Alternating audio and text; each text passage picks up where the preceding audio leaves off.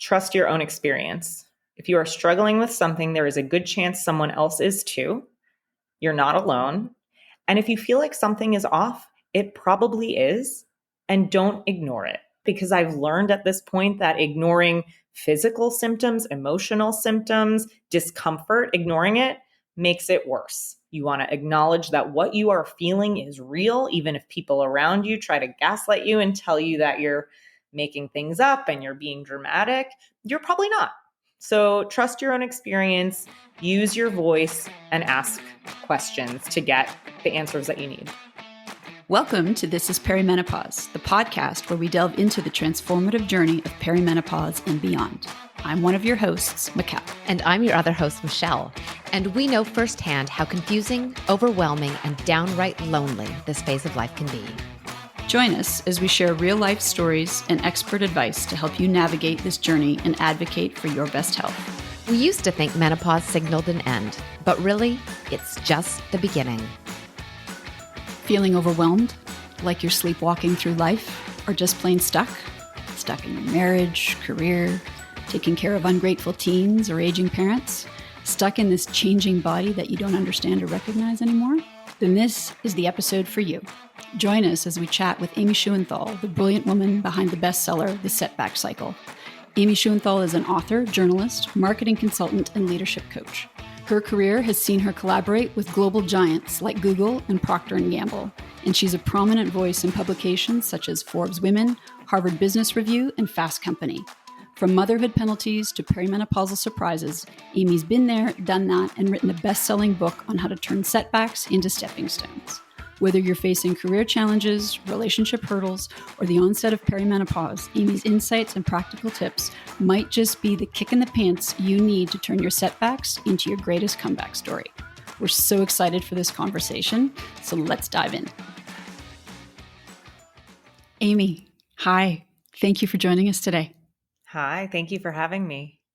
We're so excited. This is such a great time to be having this conversation. You know, September is a time of renewal, feeling like we can get our ducks in a row and start things again. And so we're so excited to have you and this particular expertise on our show today. Awesome.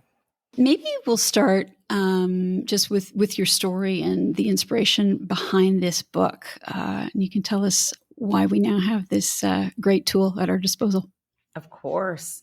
So I've been a journalist for many years, and I'm also a marketing consultant, and I've worked at many agencies with many clients. So I've really been studying the habits of successful leaders for the past 2 decades.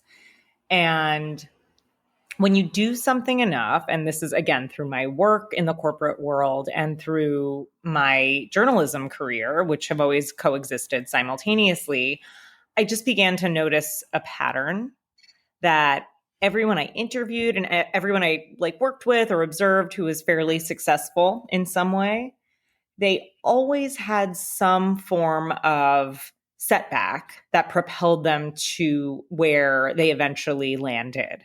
And I kept noticing it, and I started to wonder why I kept seeing it, or if others were seeing it, or if it was just us looking for the drama in the story, like we want the hero to fail and then come back. And I was like, I don't know, I feel like it's more than that. And I started researching to see if anyone had sort of covered this phenomenon that I couldn't quite put a name on yet. And I found little bits of it here and there, but I hadn't really seen it articulated in the way I was noticing it through all my interviews and just experience in the corporate world. And finally, I came upon the definition of a setback. And the definition is a reversal or check in progress. So it's when you're on a path and you're moving forward and then you're unexpectedly bumped backwards. So a setback doesn't always fall into the category of failure or making a mistake or trauma. Those are categories we understand. But a setback isn't always a mistake. It's not always your fault. Sometimes there are factors beyond your control, or it's just an unfortunate series of circumstances that led you to some sort of setback. I felt like the word setback really encompassed everything I was seeing, from the smaller setbacks that really added up to propel people to where they are today. And then obviously the bigger, more dramatic, life-changing ones.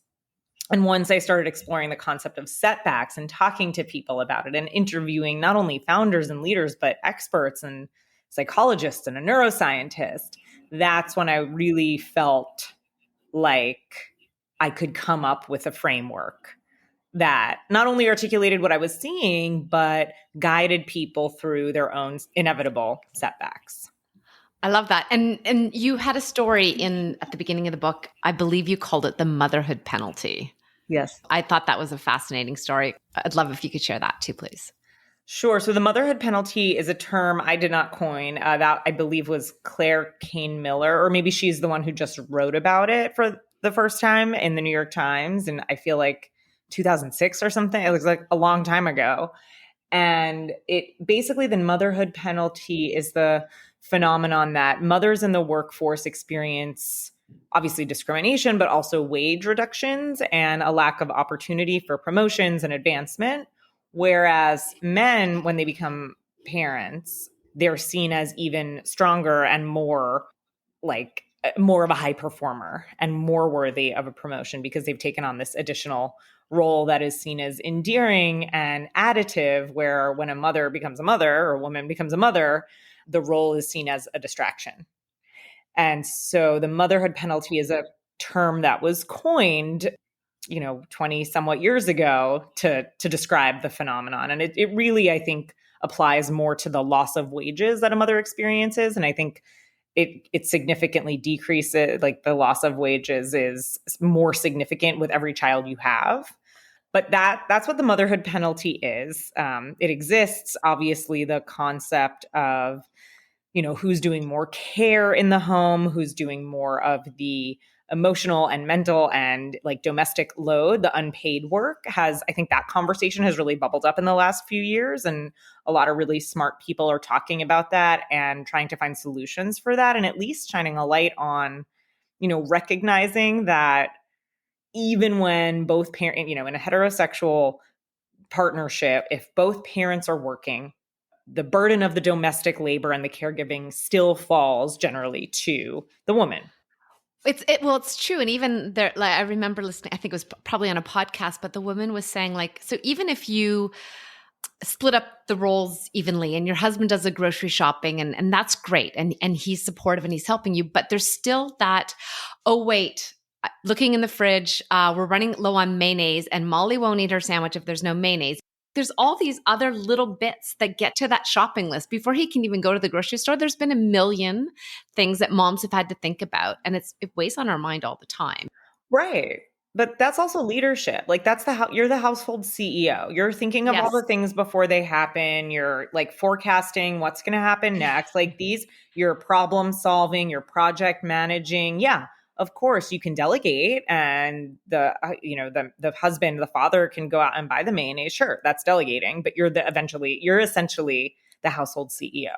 I love that. That's a positive spin on it for sure. It's true. I mean, it's absolutely true. If you think about it. And so it's unfortunate that women get penalized for this. And so when I became pregnant, I was aware of all of this. And I was like, okay, I am going to just totally buck this trend. And I am going to still succeed and thrive in the workforce, even though I'm having a child. And I was like very vocal about it. I was like, this is going to be fine. I work in a really supportive workplace. I did. Everyone tried their best to be as supportive as possible. I think the problem is not a lot of people are equipped with the tools that they need to really support mothers as women as they become mothers. It's like, okay, everyone's focused on the maternity leave and, making sure that there's coverage and making sure that the job's there when they get back. That's like the big conversation. But the bigger conversation that isn't really happening, that needs to happen, and the thing that happened to me was when the mother returns, even if the job was still there, what does the job look like? Mm. Do you still have the same responsibility that you had when you left? Do you have more? Do you have less? Really, what is happening and who is deciding what the returning employee is going to work on, is going to do? What kind of a return do they want? Do they want exactly the same responsibility? Do they want to ease in slowly? Do they want to like dive right in? Because they're like a lot of us, like me, you're home with an infant for a couple months, like you kind of want to dive back in. You want to use the part of your brain that you hadn't used in a few months. And so I think it needs to be a collaboration. It is really, depending on the resources and the business and what's needed for the company, it should at least be a conversation of, here's what we need. What can you do? What do you want to do? How can we figure this out together? For me, there was no conversation. It was, your replacements did a great job. I had 2 replacements, which I felt really good about. I sought them out. I wanted really talented people. I cared deeply about my accounts. They were amazing. They jumped right in. They did a great job. And when I came back, they wanted to continue the work. And I feel like there could have been a bigger conversation between all of us. And my manager was basically like, let them continue. And I was sort of shoved in a corner, and he didn't mean it. You know what I mean? He was just thinking about the business and thinking, all right, things are going well. Let's just keep things going as they were. But when I returned, that didn't feel good.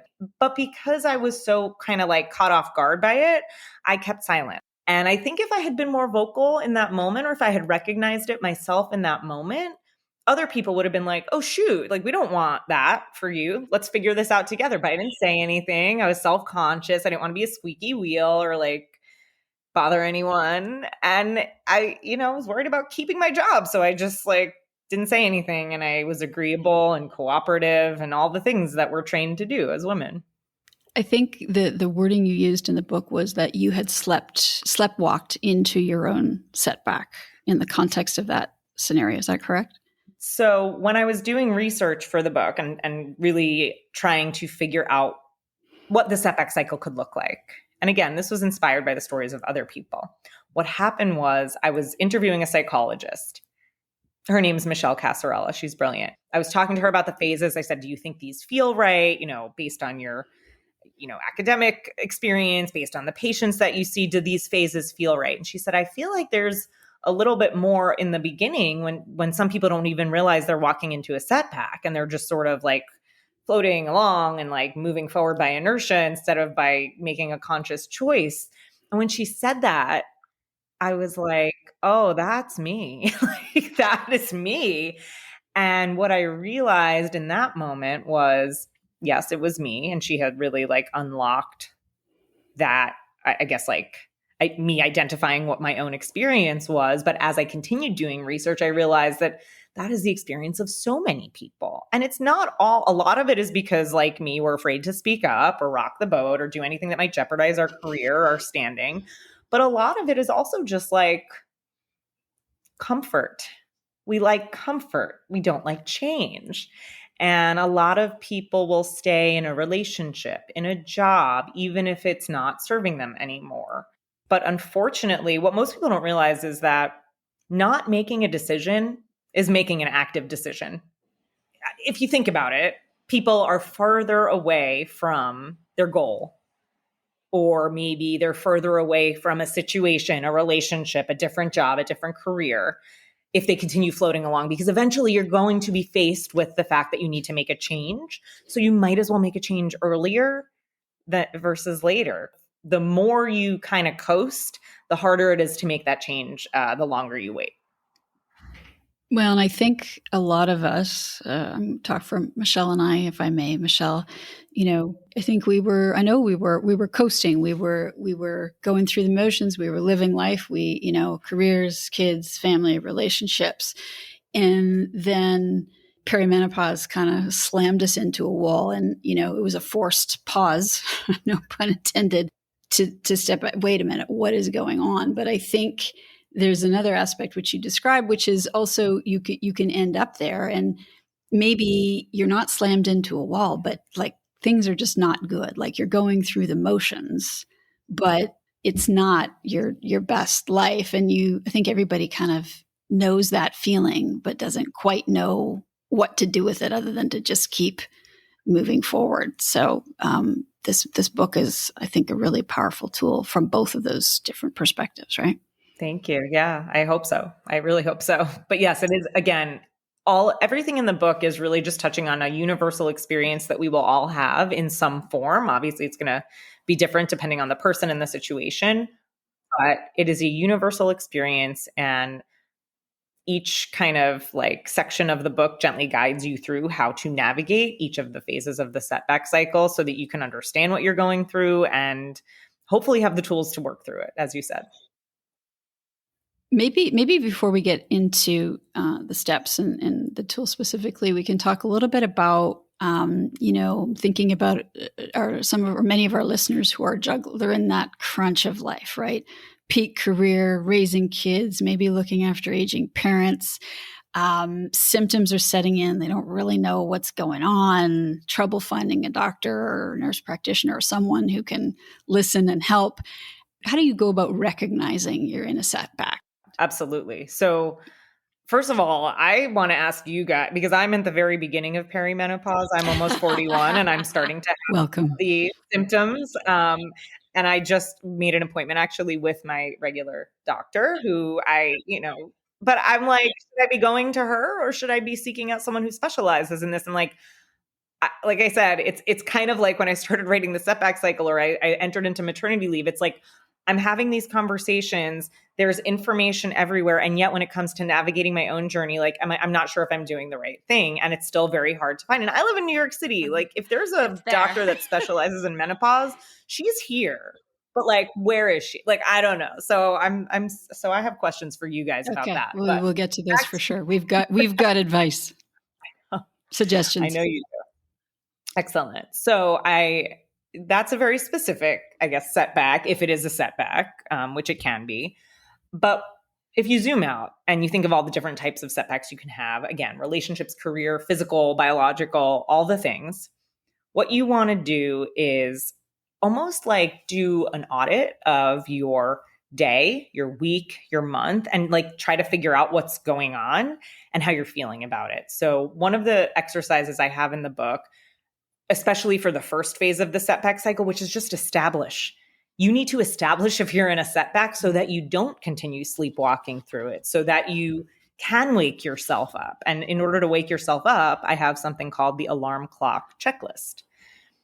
And if you go through the checklist and you answer the questions in a certain way, it's going to signal to you that you are sleepwalking through a setback and you do need to wake yourself up. And two of the questions that I ask in this exercise are, what are you energized by? And what are you disengaged with? Those are two of the questions that are in the alarm clock checklist. And I recommend people go through it every day or like 3 days a week, some regular amount of time where you are like asking yourself these questions about the day ahead of you. And then do it for a month, do it for 2 months, do it, enough so that you get a good amount of data.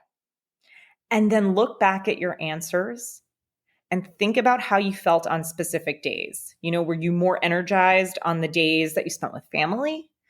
Were you more disengaged on the days that you had a meeting with your boss or had to go do a presentation in front of a certain client?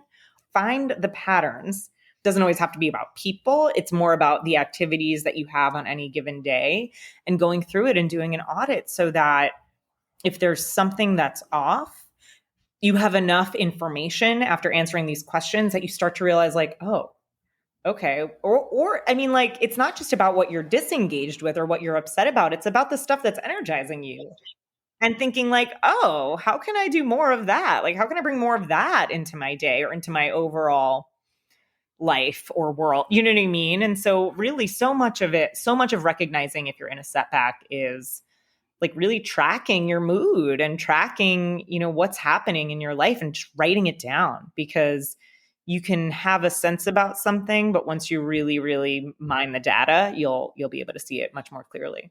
Well, and for all of our listeners who are already have been recommended to track their cycles, this would be great. Another add-on as well to see if there's changes in their cycle that are also impacting these energy levels. I love a journal, and like I have this really cool one. It has like a track your energy levels today, and you can see like it like low to high. I guess I was like very high. This isn't today, but I had like a lot of energy that day. How much sleep did you get last night? What are your daily intentions? Not just your to-do list, but like what are your intentions? What do you want today? And then just like how do you feel? And then so that's the morning. And then in the evening, it says like, okay, like where were moments of connection? How was today? What are you grateful for? And even though it sounds a little woo woo, it actually is so helpful to track these things the way you would track, numbers on a spreadsheet for your business, like your revenue and your profits and things like that. Tracking your moods and tracking your energy levels and your activities is really, really, really helpful. Oh, I agree. And even just the gratitude thing, the more you appreciate and recognize and take that pause to say, this is wonderful, the more you see of that. Like the more that you appreciate the little things. And like, what am I grateful for the last 30 days? Oh, it's this one theme that keeps coming up. Like for me, I feel like my daughter always is like coming up. Like I'm grateful for the afternoon I spent with my daughter. And I'm just like, okay, I need to find more ways to build my business around like being able to spend more time with my daughter. And that's probably the case for a lot of people. You know what I mean? So yeah, I love that. Fabulous. Yeah. Amy, this feels like a great spot to get into the 4 stages in your book. Can you break it down for us, please? Of course. So the 4 stages of the setback cycle, also called the 4 E's. You start with established, which we kind of talked about. That's if you don't have one of the big dramatic, life-altering, earth-shattering setbacks, and you have one of the more subtle ones, or you're not sure if you're in one, you need to go through a whole phase to establish it. And the alarm clock checklist is such a big part of that. So that's phase 1. Phase 2 is embrace. So once you've named that you're in this moment, what do you do about it? When I say embrace, I don't mean enjoy. I mean, embrace the reality, because what's the big saying? Like the only way out is through. I hate the embrace phase. I hate it. It is the worst phase because this is where you kind of have to like sit with your negative emotions, feel your feelings, do all the introspection. And so it's really, really hard, especially when you've just recognized that you're in a setback, whether that setback is your own fault, whether you realize you're just coasting, you're being a little lazy, you know that there's more out there for you and you want to go, check it out. And you're kind of at this point where you just feel stuck. It's really hard to try to get to the bottom of why you feel that way. It's really hard. I really recommend in this phase going to other people, talking to them about how you're feeling, what you're doing. I feel like the most exercises I have are probably in the embrace phase because I personally need a lot of guidance through this phase. And there's a part where I talk about the stress response and how some people think it's fight or flight, and those are your only 2 options. But what really happens is you either fight, flight, or freeze.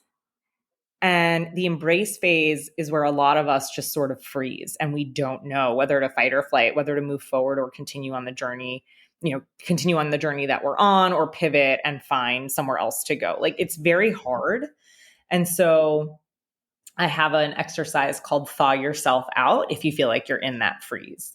And it's a series of questions that you can ask, which again, just kind of guides you through this whole introspective moment, which helps get you, again, we're just like collecting data. That's what we're doing. We need the information so that we can move forward. This part is really uncomfortable, but and again, I have a lot of neuroscience that proves this, but it's in the discomfort where the transformation happens. So you kind of have to go through it. Is this the phase where you talk about the dangers of rumination, or is that? Yep. And I think one of the tools here, correct me if I may have this wrong, but it's name the asshole in your head. Yeah. Is that in embrace? Yeah. Oh, yeah. Right. And oh my God, I have the asshole that lives in my head is epic. She has a name. Yeah. What's her name? Celeste. Oh. No offense to any of the Celestes out there. But wow, like so hard and so easy to, as you said, we love comfort. We don't like change. Right. For whatever reason, we all have this negative voice that's like hyper programmed and so hard to, I guess, objectively look at what's going on. Yeah, exactly. Well, I think, Amy, you say befriend the asshole in your head, but then know how to tell them to quiet down. That's exactly. It's more like acknowledge that they're there, because if you just try to ignore them, they'll get louder. Yeah, because the asshole in your head's really loud. But I think that's the point of me naming the chapter that and kind of saying it so bluntly in this way is that you have to remember that that inner critic, that voice in your head, that is not you. Those are just thoughts. And the reason I say you should name it and give it a personality and give it a voice and really like get as descriptive and specific as possible about who this inner critic is that lives inside you. Mine is Roz, by the way. And like, if you really, really identify it in a strong way, then you are more able to recognize when those thoughts come in that are just thoughts that are being spoken by your inner critic. And you can more easily recognize that these are thoughts, not facts. These are thoughts. This is not your identity. This is a moment where Roz is getting loud and we're going to listen to her and see if she has anything, useful to say. But then we're going to just recognize that this voice is coming from someone else, not from the true you. It's just like a voice in your head. And this is an exercise that a lot of psychologists recommend to really help people distinguish from the two. Yeah, I've done. I don't know that I have a name, but mom and dad. No, I'm just joking. Sorry, that was. A lot of people do like, hi, Mom. A lot of people do that. A lot of people say hi, Mom. Listening. I was joking. Or maybe not. It's anyway. Okay. So embrace. So embrace, super hard. Yeah. Sorry, I totally derailed us there. No, that's okay. There's a lot of work that goes into embrace, and it's the hardest, and it's the one we need, I think, the most guidance in, to be honest, or at least that's how I need the most guidance. No, I would agree. But once you go through embrace, you get to move to phase 3 of the setback cycle, which is explore. And I think explore is the most fun phase because this is where we get to play. We don't have to commit to anything. We don't have to like define exactly what we're going to do next. We just get to play and we get to explore. And so this is where we really want to cultivate our curiosity and try to think of like what more we could possibly do, whether it's, something really big, like moving to a new industry or taking on a new role at work, or something really small, like just exploring a hobby and going to take a dance class because you like dancing when you were younger. We always think like, oh, that's such a frivolous waste of time. Anything that involves play and anything that's like, I believe they're called third spaces, which is a space that's not home and not work, but it is just like a place for you to enjoy yourself or be social or rely on your community or meet up with community. I feel like we've had a real loss of those third spaces because people are just so focused on home and work, and we feel like we don't have time for the third space. But I think in the explore phase, it is really important for you to find that third space. And so there's the curiosity piece of the exploration, but then there's also the community piece. And relying on your community is such a big way of working through a setback. Think of how we celebrate the biggest milestones in our career, or, you celebrate a wedding, but then also think about what happens when someone dies and what happens, you have a funeral and then people come to your house. Like community gets you through everything, the highs and the lows. And so there's a whole chapter on community because it's such an important part, especially of the explore phase. Another part of explore is figuring out your superpower and figuring out how to merge your passion with your strength. And we can't always see our superpowers ourselves.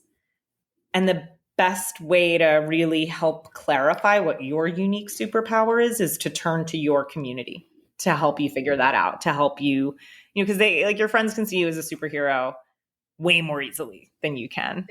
Then you can see yourself. Absolutely. Yeah, I did really like that part too.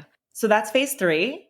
And once you get through phase 3 and you kind of like dip your toe in a lot of different spaces and you foster curiosity and you do that learning and you really identify what your passion is, that's when you move to phase 4, which is the final phase of the setback cycle. And that is emerge. And emerge is glorious. It's rife with its own obstacles for sure, because all the planning and the, exploration and the introspection, like you've done a lot. You've spent a lot of energy working through this setback, whether it was a small one or a big one. You're tired by emerge. You might be like, okay, I know what I have to do. I'm going to go start my business and quit my corporate job, or I'm going to, leave this relationship. And like all the best plans, you know exactly what your path forward is. You have all the clarity in the world, but actually taking that first step forward is hard. It can be really hard, really, really hard. So I feel like the first part of emerge is me acknowledging that and like preparing you for that, because it's not like, oh, you know what to do, we just move forward at the end. Like, no, it's still hard. We have to go back to some of the things we didn't embrace and think about why this is so hard, like what we're scared of. And then, once we kind of remove any remaining obstacles or step over those extra barriers, you move forward. You eventually do it. I mean, who wants to go through this whole cycle and do all this work and retreat right back to phase one? Although there probably is a few like little bit of like 2 steps forward, 1 step back. That happens. Oh yeah, for sure. For sure. Yeah. And you never know what life is going to throw at you. So you might be ready to jump through your fear. And then life says, oh no, I got something fun in store for you right now. Totally. And there's one thing in Emerge, I recommend doing some scenario planning. Like instead of just thinking, okay, this is what I'm going to do, that's plan A. And so many times none of us think past plan A. Right. So I say, okay, to go to plan B, think it through, really play it out, and then go to plan C. Like really, really lay it out so that you feel just a little more in control of the future that you're setting up for yourself. I love that because I feel like that's a big part. Just a part of that fear is the unknown, right? And so if you've got a few, and I don't know if it's the worst case scenario for C, but like if you've got like, okay, here's what plan A, plan B, plan C, like it just eliminates the unknown, right? It's less fear. It's easier to move forward when you kind of know that you've got something in your back pocket, at least for me anyway. Even if this plan, scenario C isn't ideal, just the exercise of mapping it out is a tool to make you feel like you have more control. And that's a great way to combat the anxiety that you have.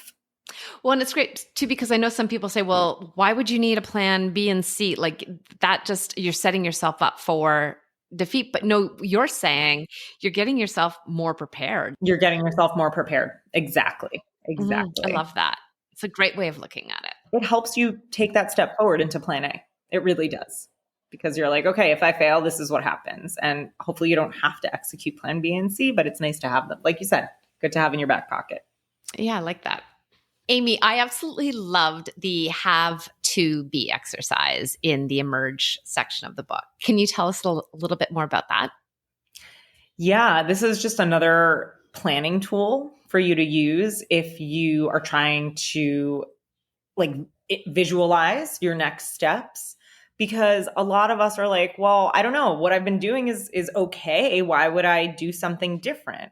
And when you think about what you're doing day to day, if it ladders up to like a larger vision, the have do be method is a way for you to like really craft that vision and decide if what you're doing every day right now is laddering up to that vision. And so it's very simple. All you have to do is pick some future moment in time. It has to be far enough away that it's like a long-term goal. It could be a year from now. It could be 5 years from now. And you ask yourself 3 questions. At this future point in time, what do I want to have? Be really specific, not just like a new purse.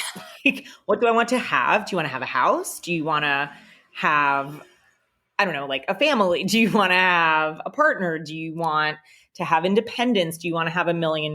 Like, what do you want to have? In this future moment in time, what do you want to do? Like, what do you want to be doing? How do you want to be spending your time? And B, who do you want to be? What do you want people to say when, someone asks, like, who is that person? What is your qualifier outside of your family role and your work role? And so really, really go through this exercise and spend like a good 10, 15 minutes writing out your answers. Have, do, be. Again, it's the same thing I've been saying, just collecting information and doing a little bit of introspection and self-analysis, but with like a lens toward the future. It's very powerful. It's very clarifying. And I would say do it every so often, every few months, every year, every 6 months, something like that. So that, because your answers might change. But if you do this exercise, you'll really get a sense of like, okay, this is who I want to be. This is what I want to be doing in 5 years. Like, am I working towards that? What I'm doing today, is it helping me get there? That's what I loved about it. And it was great to do it like right now in September, but also I've kind of diarized it to do at the end of December. So I feel like that's also another great time before the new year to kind of think about like, what do I want? And am I taking the right steps to get there? I want to be retired with like $50 million in my bank Exactly. account. So that's where we're headed, Mikkel. Well, good. You keep manifesting that for us, Michelle. Thank you. Thank you. When you were talking about, Amy, why would I want to do something different? It made me think about our listeners who are so overwhelmed right now and can't even imagine, like they know they need to do something different, but they can't imagine how they would find the time to do that or the space to do that. And so I'm wondering what advice you have for them. And part of what I'm tweaking to here is the part in the book where you talk about consistency as a superpower. It really is. I have two answers for you. Number one is if you have a really big goal and it seems so far away that you're just so overwhelmed at the thought of doing anything to work towards it, break that big goal down into small steps. So for me, when I was working at a marketing agency, I had this big goal of running my own business. I wanted to start consulting. I wanted to work for myself, and I wanted to spend, I wanted to have more control of how I spent my day. So I gave myself goals every month. Like every month I had to accomplish one thing. Like 1 month, I'm going to form my LLC. The next month, I'm going to open my business bank account and get a business credit card. Like these are small things. And I gave myself plenty of time to do it because they were such attainable goals. And with the very limited amount of free time I had, because I was working full time, being a parent, writing a book, like I couldn't really get a lot done. And I wasn't trying to overwhelm myself more than I already had done so. But I knew that my eventual goal was running my business. And at that moment, I was fully employed and taking home a paycheck. And I knew that I could, spend resources. You have to pay money to form your LLC. You have to pay money to reserve a Squarespace domain. And I hired a designer to help me make my website. And so I made all these investments, but I focused on one thing every month. And I remember like the website was one of the last things that I had. And I was like, okay, I have my LLC, I have my business bank account, I have all my, invoicing processes set up, I have my website, I have all the foundational elements of starting my business. I'm not starting from scratch. And eventually, and I was, planning to do this at some point, eventually I was laid off and I had all this ready. You know what I mean? 2 months after I was laid off, I got 2 big clients and I was working again. You know what I mean? So I really, really planned ahead. And that was me kind of creating my own backup plan because I think I knew I would probably eventually get laid off because remember, I didn't have as much responsibility after maternity leave. So I was like, okay, I'm getting paid this big salary, but I'm not doing a whole lot of work. I feel like the math is off here. And I was trying to like get more business and do more stuff, but I knew this was eventually going to be the reality. And so I planned for it. And there it was when I got laid off. So it's a great story. So, Amy, talking about how you navigated that career transition and you had the foresight and the willingness to understand or accept what was probably going to happen. Many of our listeners, I think, are considering career transitions, right? They're in that phase of life where that's often something that comes up. How can they use? How would you recommend our listeners use the setback cycle to start navigating that process? Let's just assume they're right at the beginning and not quite sure. Like, what are a few key things that you would recommend? If you have a copy of the book, flip to the back and go start filling out the exercises. I have created a workbook for you to use. A lot of people know they need a change, but they don't know exactly what they want to do. And a lot of the exercises will help you get clarity on what you want to do. That's one of the biggest takeaways of the setback cycle, to use what you've learned and to use your setback to give you clarity on your path forward. And if you go through the workbook at the end and you fill out that, you really take time to fill out these exercises. And some of them, yes, you'll want to incorporate into your daily or, every couple days journaling habits. What you want to do that to get the clarity on how to move forward and what to do next. Even the piece of advice I gave on just slowly setting the foundation for what you need, you have to know what you're working towards before you start taking those steps. I had clarity on what I wanted and I wasn't sure if or when it was going to happen, but I felt like I could spend a few minutes a day, like a little bit of effort here and there. I could carve that out of my busy life to start plotting the foundation of what I thought I might want to do. And lo and behold, it became my safety net, and it's what I'm doing today. So you usually know what you want. And this is just a way to really like give you the clarity you need and also like the permission you need to move forward. Yeah, I think that's going to be an effective tool for a lot of people to also navigate perimenopause. So whether you're just starting out like yourself and unsure what the steps are, we have a recommended 10 steps that we can share with you. But I think also for listeners who are highly symptomatic and really struggling and they don't know where to turn to, going through this process can be really beneficial. Also, I think there's something magical about giving yourself the grace to understand, okay, I'm going to try to get a doctor, but it might not work on the first go. And reframing your thinking in this setback cycle manner just gives everyone the ability, I think, to be more optimistic or more persistent than they would be otherwise. And more patient. Yeah. It's not fun to have to be patient, but I think knowing that you might have to go to more than one doctor, even like I said at the beginning, I scheduled my doctor's appointment to start talking about what I can do at the beginning of this perimenopause journey. This is the woman who delivered my baby. I don't know if she's the right person. I love her. I adore her, but I don't know. And so I'm like going in with that mentality of like, this is step one. It's probably not step, the end. Yeah. There's going to probably be more work on your part, and that's okay. That's right. And I'm going to take my time. And I want to say, like, I feel like I'm getting in front of it from the beginning of this journey. Like I've written so much about menopause and perimenopause, and I've started having conversations with people who are around my age, like early 40s, and are starting to have symptoms. And everyone's like, no, it's too early for menopause. It's too early. And I'm like, I don't think it is. I mean, it's like, yes, like menopause, sure, but not peri. Like we're at the beginning. Like we're going to be in this phase for like 7-8 years, but like, let's see what we can do. Let's see what we can do to like make it a little more comfortable. And why not start at the beginning? I made one doctor's appointment. That's all I did. Well, that's amazing. It's a great first step. I don't know what happens next, but like, I'm going to figure it out now. Instead of waiting for things to get really bad, that like you said, like so many listeners, it really interferes with your day, your life. I'm in the information collecting journey. I'm going to go to her. I'm going to say, here are my symptoms. Here's what I'm dealing with. I know what this is. I know it's getting worse. What do I do? I love it. If I get answers, I get answers. If I have to go somewhere else to get different answers, I will. Amazing. You're way ahead of the game. Amy, as we're wrapping up, what is the one thing you would love every woman who's stuck in a rut and struggling to find a way forward? What would you like them to know? Trust your own experience. If you are struggling with something, there is a good chance someone else is too. You're not alone. And if you feel like something is off, it probably is. And don't ignore it. I have made that mistake far more times than I can count. I've made that mistake in really big ways, not using my voice, not trusting that my own experience was real, thinking I was being too dramatic, thinking that if I vocalized my concerns, I would be seen as difficult.